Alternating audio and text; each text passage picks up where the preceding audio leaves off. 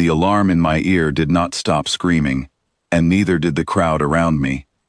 I stood in the center of the council chamber, hands cuffed behind my back with light restraints, while 7 alien delegates stared down at me from their high seats. My name is Daniel Cole, and I was the last human allowed to speak before the vote that would end everything my species had built among the stars.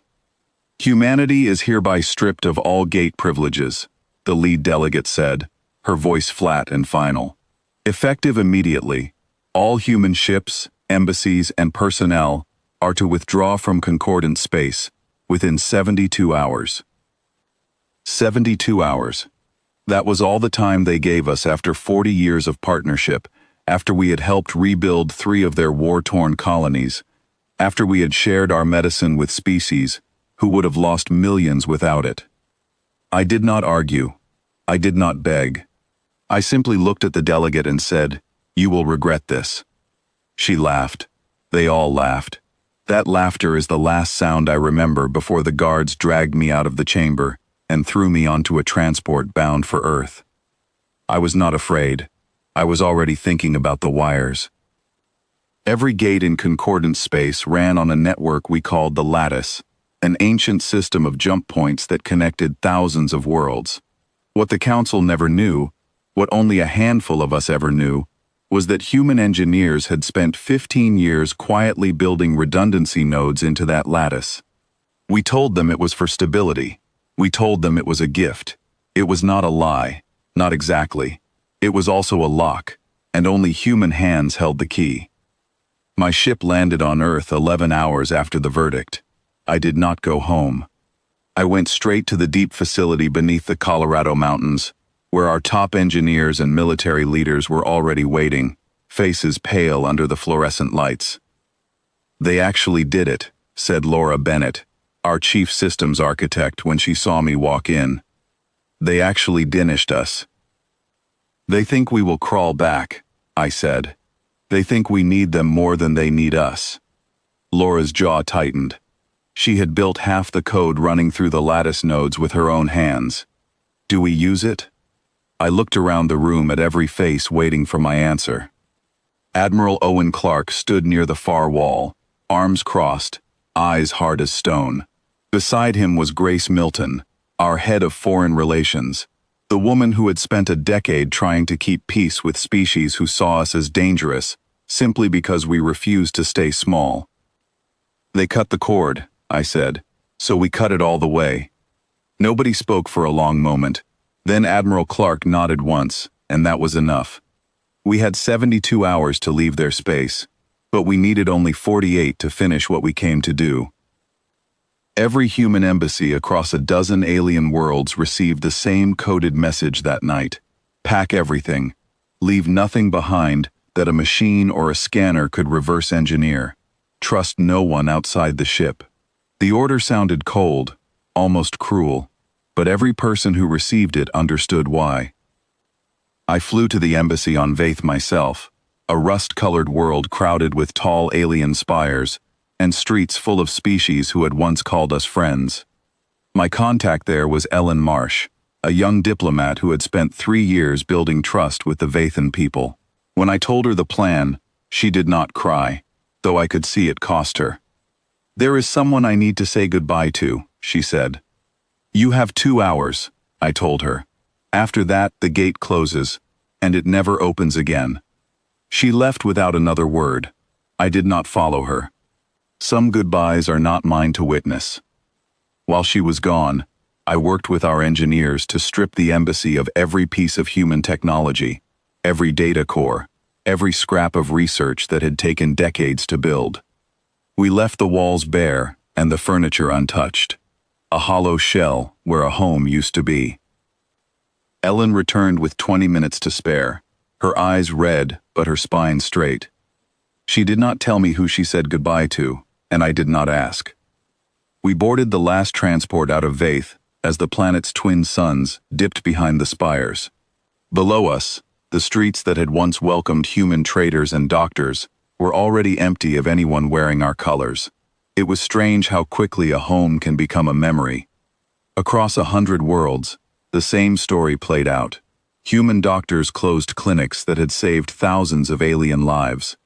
Human engineers shut down power grids they had spent years stabilizing.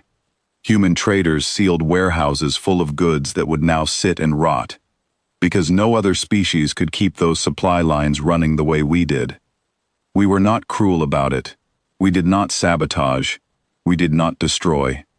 We simply took back what was ours and left the rest exactly as it was, a quiet reminder of everything that would soon be missing. The hardest part came on the 40th hour, when Laura called me to the control deck of our flagship, hovering just outside Concordance territory. "The final gate," she said, "the one anchored to Earth's own system. If we close it, there is no coming back. Not for us, not for them, ever." I thought about the delegate who had laughed at me. I thought about the friends we were leaving behind on 100 different worlds, species who had never wanted this vote, who had spoken against it and lost. I thought about Ellen's red eyes and the person she said goodbye to on Vaith. "Do it," I said. Before Laura's fingers touched the console, our comms lit up with an incoming signal from the council itself. The same delegate who had sentenced us to exile appeared on the screen, her composure gone, her voice tight with something that sounded almost like fear. "Wait," she said. "We need to talk." "You had 72 hours to talk," I answered. "You used them to laugh at me." "The instability in the lattice," she said quickly. 3 systems have already lost power. 2 more are reporting cascading failures in their trade networks. We did not understand how deeply your technology was woven into our own.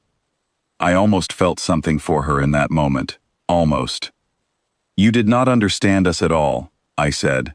"You saw creatures who grew too fast, who solved problems you thought were unsolvable, who never stopped building, no matter how many times you told us to slow down. You called that dangerous. We called it who we are." "Please," she said, "reconsider the exile.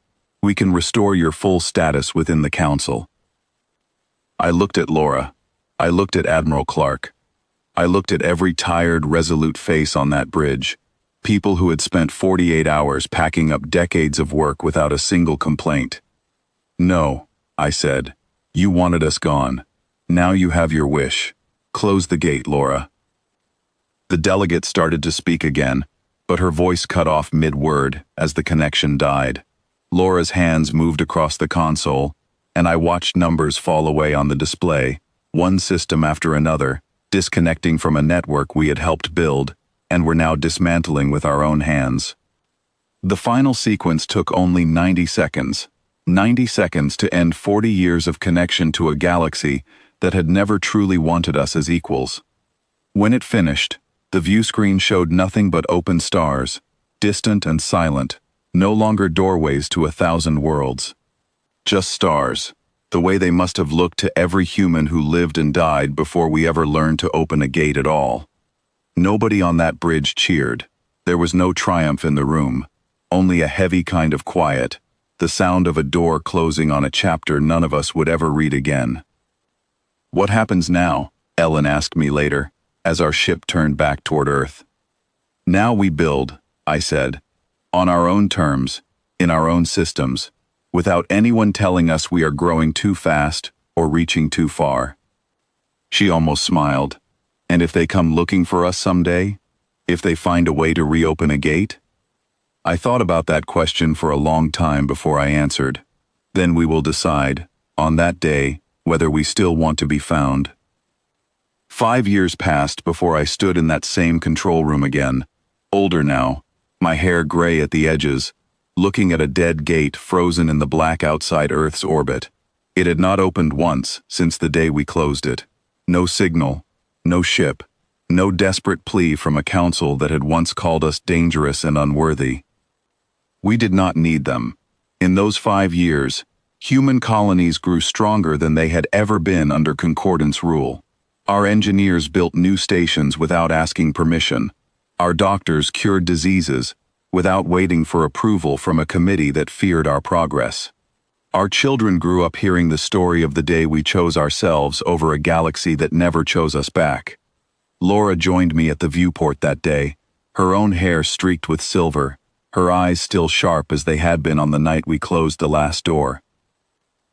"Do you regret it?" she asked. I watched the stars, distant and quiet, holding no more secrets than they ever had before we learned to fold space between them. "No," I said. "They banished humanity because they were afraid of what we might become. We simply became it anyway, just far away from their eyes. Somewhere out there, past the dead gate, a galaxy full of species who once called us a threat was learning to live without the people who had quietly held their world together. Somewhere out there, systems were struggling, trade routes were failing, and a council of frightened leaders was searching for answers we had already decided never to give them again. And here, on this side of the silence, humanity was not banished at all. We were simply, finally, free.